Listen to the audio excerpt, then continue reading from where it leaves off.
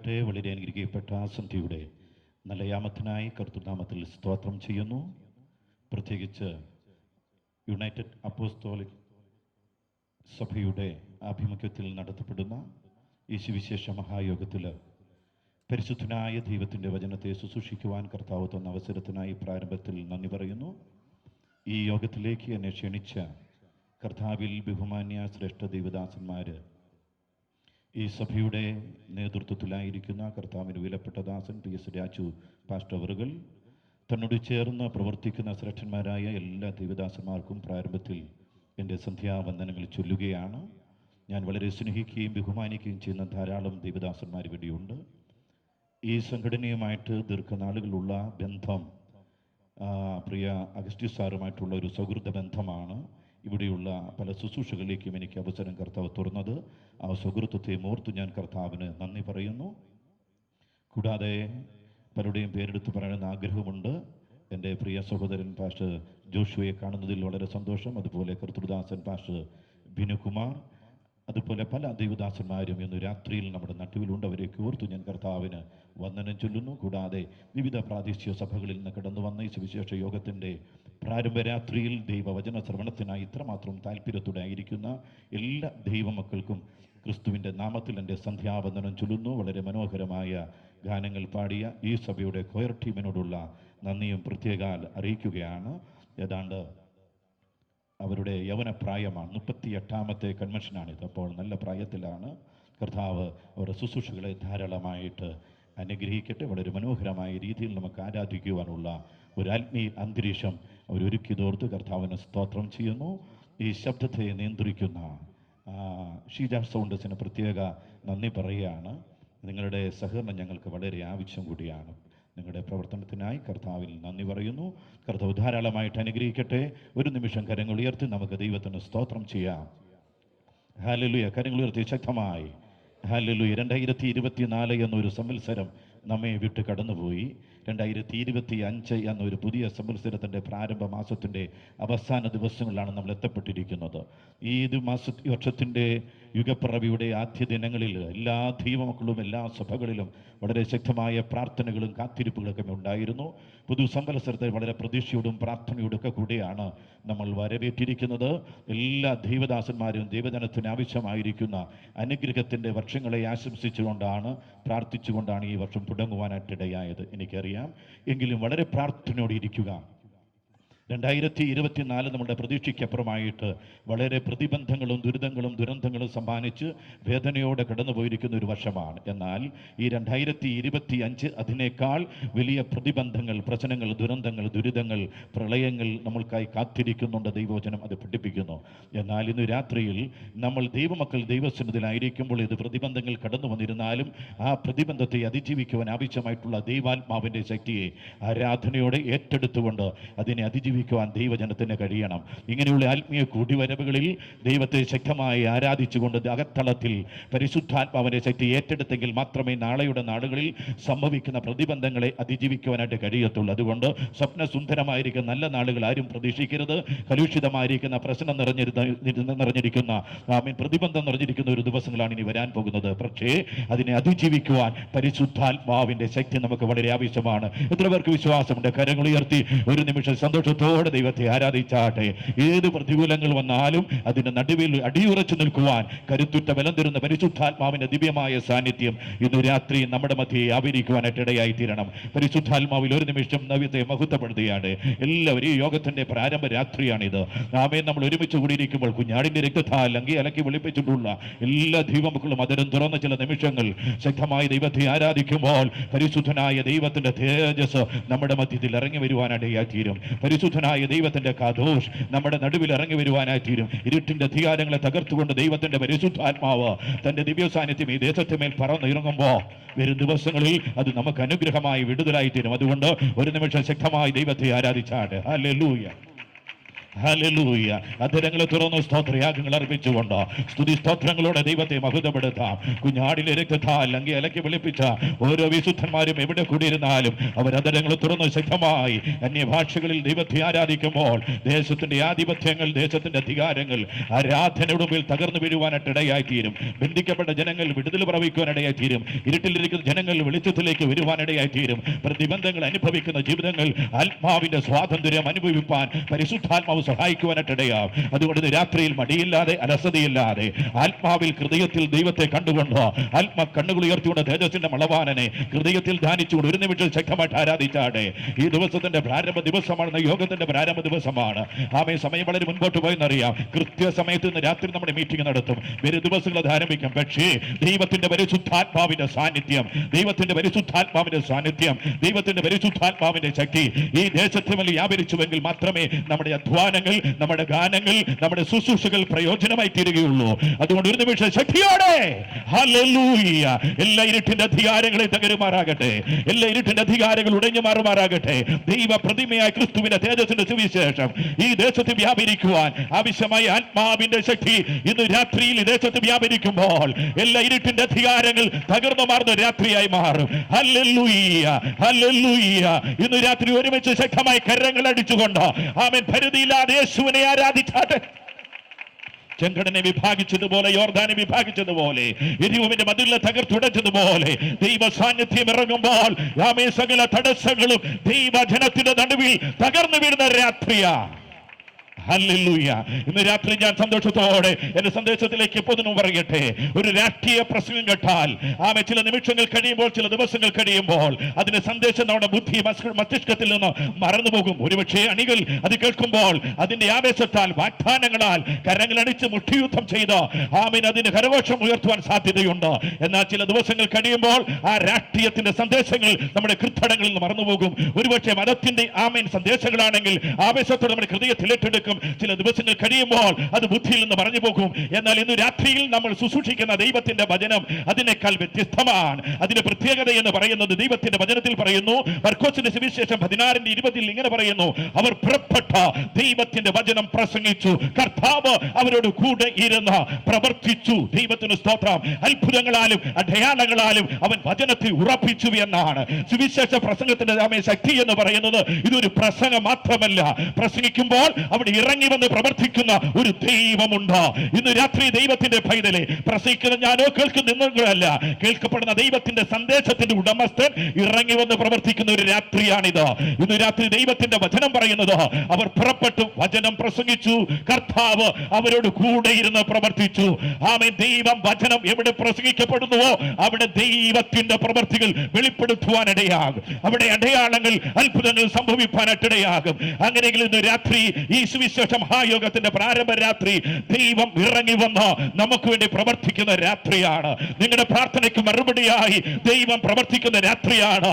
ഇതൊരു രാഷ്ട്രീയ സന്ദേശമല്ല, ഇതൊരു മതപ്രഭാഷണമല്ല, ജീവനുള്ള ദൈവത്തിന്റെ വചനത്തിന്റെ സന്ദേശമാകയാൽ അതിന്റെ ഉടമസ്ഥനായ തേജസ്സിന്റെ കർത്താവ് ഇന്ന് രാത്രിയിൽ ഇവിടെ ഇറങ്ങി വന്നിട്ടുണ്ട്.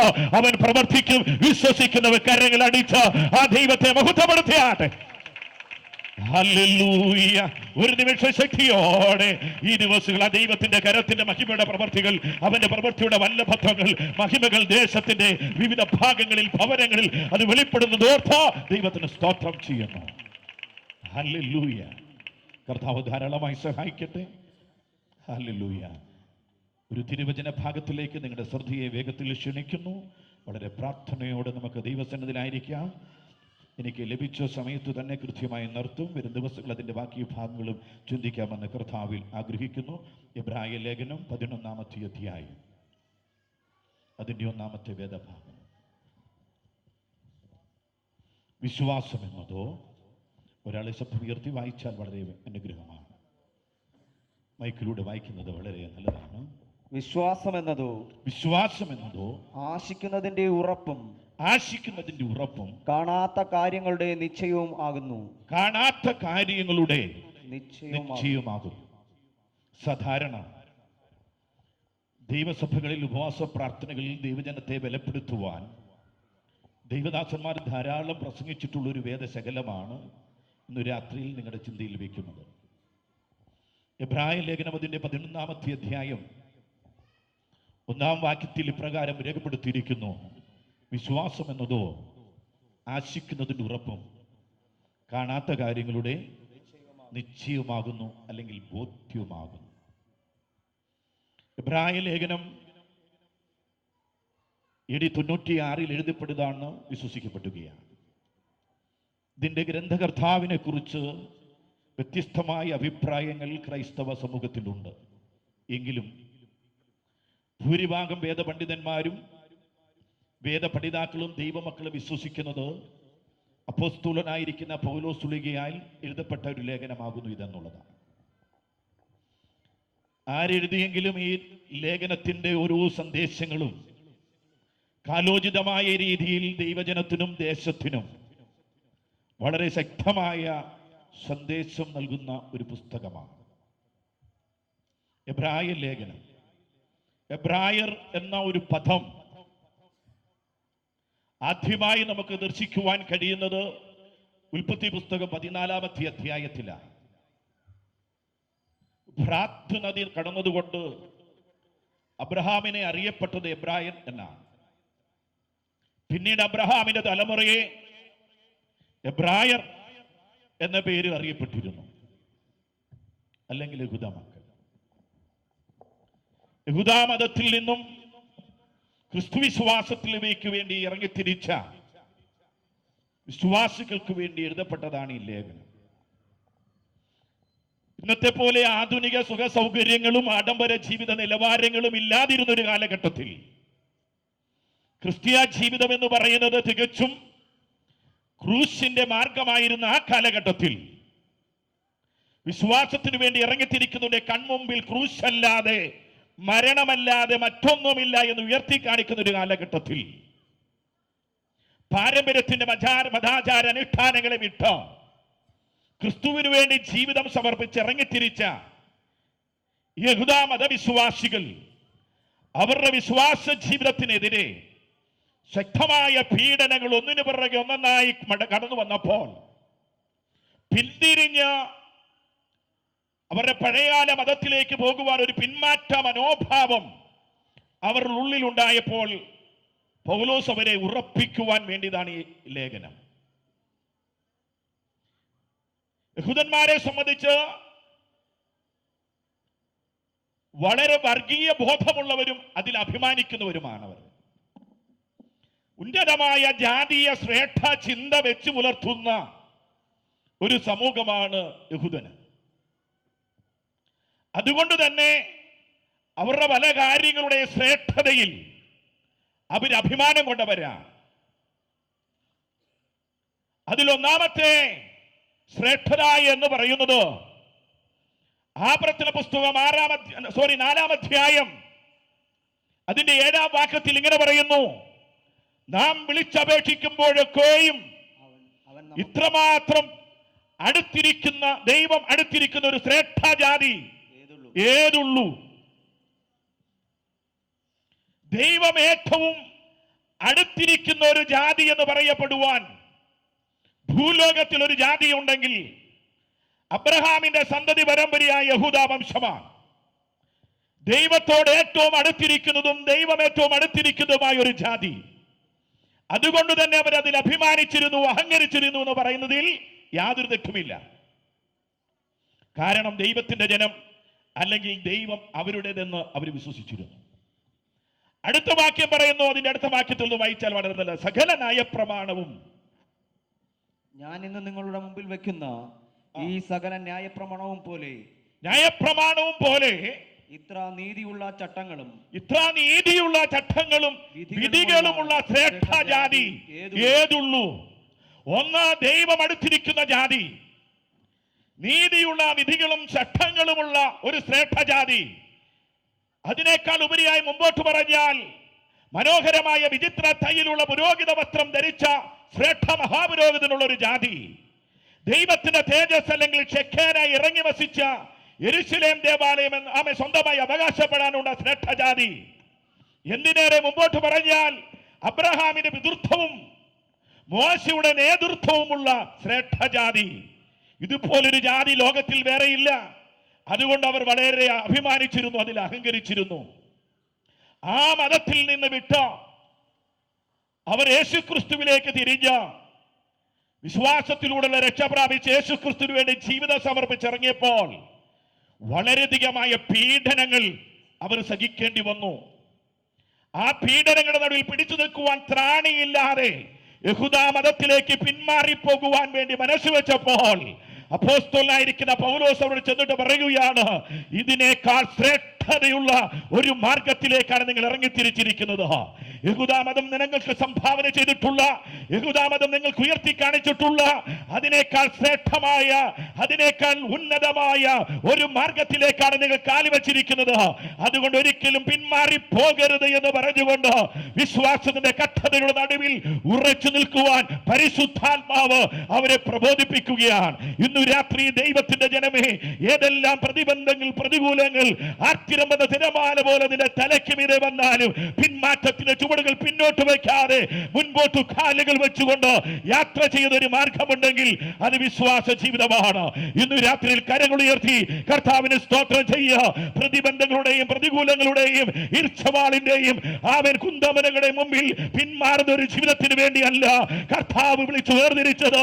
വിശ്വാസത്തിന്റെ ചുവടുകൾ വെച്ച് വാഗ്ദത്ത ദേശത്തേക്ക് യാത്ര ചെയ്യുന്ന, പ്രയാണം ചെയ്യുന്ന ഒരു ശ്രേഷ്ഠ സമൂഹമാണ് ഇന്ന് രാത്രി നമ്മൾ. അതോർത്ത് കർത്താവിന് സ്തോത്രം ചെയ്യാം. ഹല്ലേലൂയ. എബ്രായ ലേഖനത്തിൽ 13 അധ്യായങ്ങൾ. ഈ 13 അധ്യായങ്ങളിൽ എബ്രായ ക്രൈസ്തവർ ഇറങ്ങിത്തിരിച്ചവർ വിശ്വാസ നായകനും വിശ്വാസത്തിന്റെ പൂർത്തി വരുത്തുന്നതിനുമായ യേശുക്രിസ്തുവിന്റെ ശ്രേഷ്ഠത പൗലോസ് ഓരോന്ന് എടുത്തങ്ങോട്ട് വിവരിക്കുകയാണ്. എബ്രായ ലേഖനം 1 അധ്യായത്തിൽ പൗലോസ് അവരോട് പറയുക, യേശുക്രിസ്തു പ്രവാചകന്മാരെക്കാൾ ശ്രേഷ്ഠനാണ്. ഇസ്രായേൽ ജനത്തിന് ശ്രേഷ്ഠന്മാരായ പ്രവാചകന്മാരുണ്ട്. അവരുടെ ഹൃദയങ്ങളിൽ സ്ഥാനം പിടിച്ചിരിക്കുന്ന മോശയും അവരുടെ വികാരമായി മാറിയ ഏലിയാവും അവരുടെ കണ്ണുനീരിന് ആധാരമായിരിക്കുന്ന യെരമ്യാവും യേശയ്യാവും എല്ലാം ശ്രേഷ്ഠമായ പ്രവാചകന്മാരുള്ളപ്പോൾ അപ്പോസ്തലനായിരിക്കുന്ന പൗലോസ് എബ്രായ ലേഖനത്തിന്റെ 1 അധ്യായത്തിൽ ധനികനായിരിക്കുന്ന യേശുക്രിസ്തുവിനെ കുറിച്ച് ചൂണ്ടിക്കാണിക്കുമ്പോൾ പറയാണ്, നമ്മുടെ കർത്താവ് പഴയ നിയമ പ്രവാചകന്മാരെക്കാൾ ശ്രേഷ്ഠനായ പ്രവാചകനാണ് യേശുക്രിസ്തു. ഹല്ലേലൂയ. ഒരുവന്റെ ഹൃദയത്തിന്റെ നിരൂപണങ്ങൾ അടുത്തറിഞ്ഞ്, ഒരുവന്റെ ഹൃദയത്തിന്റെ നിരൂപണങ്ങൾ, അവന്റെ ഹൃദയത്തിലെ ചിന്താ വിചാര വികാരങ്ങൾ വായിച്ചെടുത്ത് അവനോട് സംസാരിക്കാൻ കഴിവുള്ള ഒരുവനാണ് ഇന്ന് രാത്രിയിൽ നമ്മൾ ആരാധിക്കുന്ന കർത്താവ്. അവൻ പ്രവാചകന്മാരിൽ ഒരുവനല്ല, അവൻ ശ്രേഷ്ഠ പ്രവാചകനാണ്.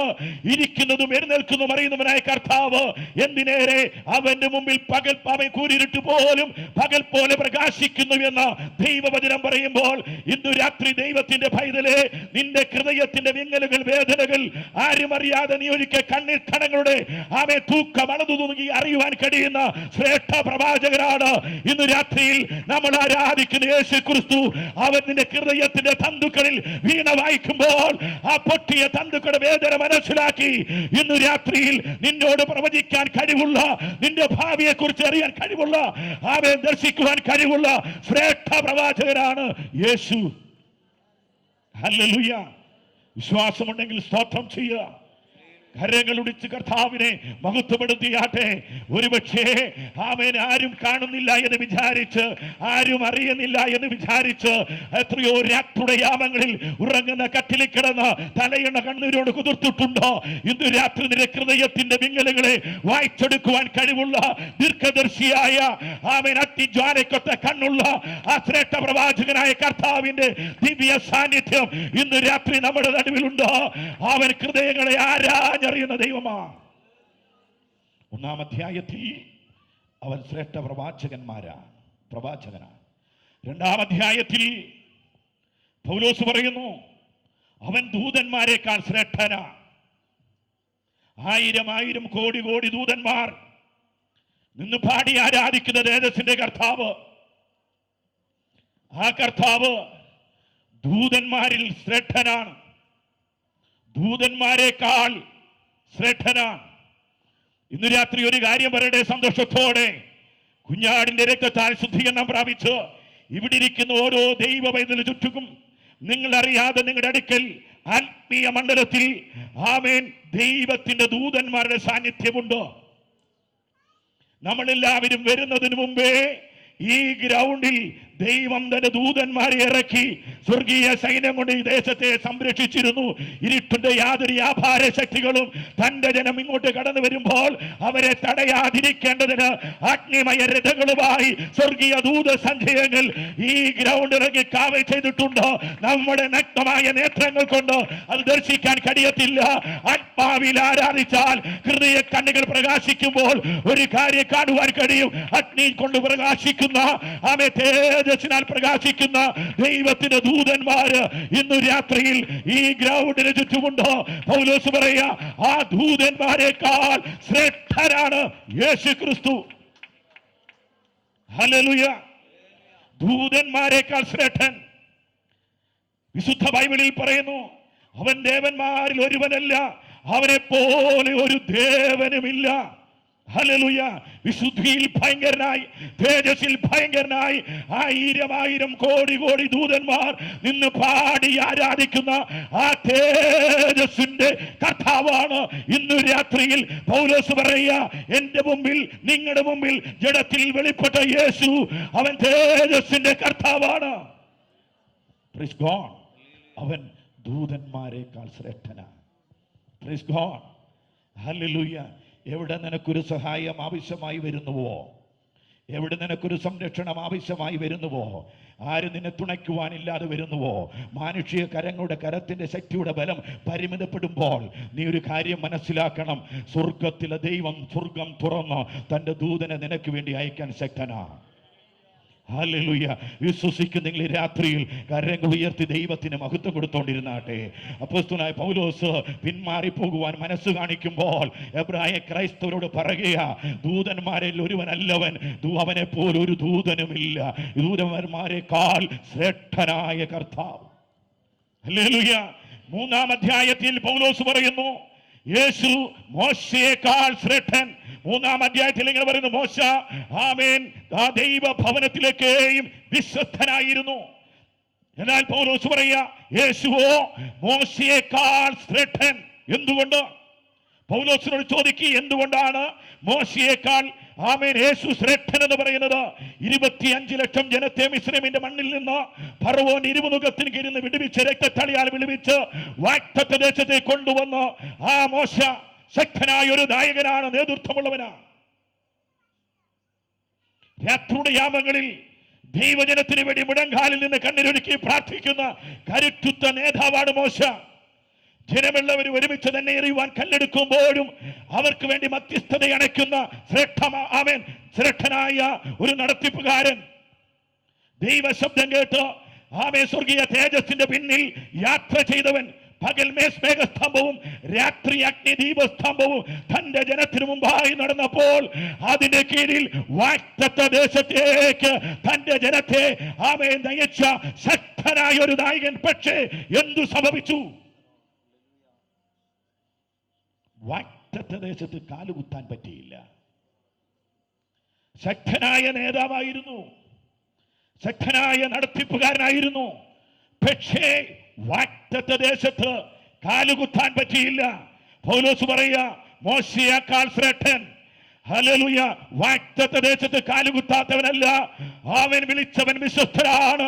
ആ ദിവസം വരെ സൂക്ഷിക്കുവാൻ ശക്തനായ ഒരു നായകനാണ് യേശു. അവൻ വഴിയിൽ മോശയെ പോലെ കാനാൻ ദേശം കാണാതെ കാലുകുത്താതെ പോകുന്നവനല്ല. വാഗ്ദത്ത ദേശത്ത് കൊണ്ടുചെന്ന് ഉറപ്പിക്കുന്ന അവൻ ശക്തനായ ഒരു നായകൻ, അത് യേശുവാണ്. Praise God. കരങ്ങളടിച്ച് ദൈവത്തെ മഹത്വപ്പെടുത്താൻ കഴിയട്ടെ. ഹല്ലേലൂയ. പ്രശ്നങ്ങളും പ്രതിബന്ധങ്ങളും ഈർച്ചവാളുകളും കുന്തമനകളും വരുമ്പോൾ അണികളെ ഇട്ടിട്ട് പിന്നോട്ടോടിപ്പോയി സ്വയം രക്ഷ പ്രാപിക്കുന്ന ഒരു നായകനല്ല യേശു. അണികൾ നേരെ ആയുധമായി പടയാളികൾ വന്നപ്പോൾ അവരുടെ നായകൻ ഞാനാണ് എന്ന് പറഞ്ഞ് മാറ് കാണിച്ച് മുമ്പോട്ട് ഇറങ്ങി വന്ന ഒരു നായകനുണ്ടെങ്കിൽ അത് യേശുവാണ്. ഹല്ലേലൂയ. യേശു ശ്രേഷ്ഠ നായകനാണ്. 4-ാം അധ്യായത്തിൽ ഇങ്ങനെ പറഞ്ഞു പോയാൽ 13 അധ്യായങ്ങളും പറയേണ്ടി വരും. 4-ാം അധ്യായത്തിൽ യേശു യോശുവയേക്കാൾ ശ്രേഷ്ഠൻ. 5-ാം അധ്യായത്തിൽ യേശു അബ്രഹാമിനേക്കാൾ ശ്രേഷ്ഠൻ. ഇങ്ങനെ ഓരോ ശ്രേഷ്ഠതകളും. 12-ാം അധ്യായത്തിൽ യേശു ഹാബേലിനേക്കാൾ ശ്രേഷ്ഠൻ. 13-ാം അധ്യായത്തിൽ വരുമ്പോൾ ഒരു കാര്യം പറഞ്ഞ് അരക്കെട്ട് കെട്ടി ഉറപ്പിക്കുന്നു. യേശു ക്രിസ്തു ഇന്നലെയും ഇന്നും എന്നേക്കും മാറ്റമില്ലാത്തവൻ. ഹല്ലേലൂയ. യേശു ക്രിസ്തു ഇന്നലെയും ഇന്നും എന്നേക്കും മാറ്റമില്ലാത്തവൻ. ആകാശം മാറിപ്പോകും, ഭൂമി നീങ്ങിപ്പോകും, അവനൊരു മാറ്റവുമില്ലാത്ത ദൈവമാണ്. ഇന്ന് രാത്രി ദൈവത്തിൻ്റെ മക്കളെ, കാലഘട്ടങ്ങൾ മാറിയെന്ന് വരാം, യുഗങ്ങൾ മാറിയെന്ന് വരാം, കാലാവസ്ഥ വ്യതിയാനം ഉണ്ടായെന്ന് വരാം, വാക്കു പറഞ്ഞവർ മാറിയെന്ന് വരാം.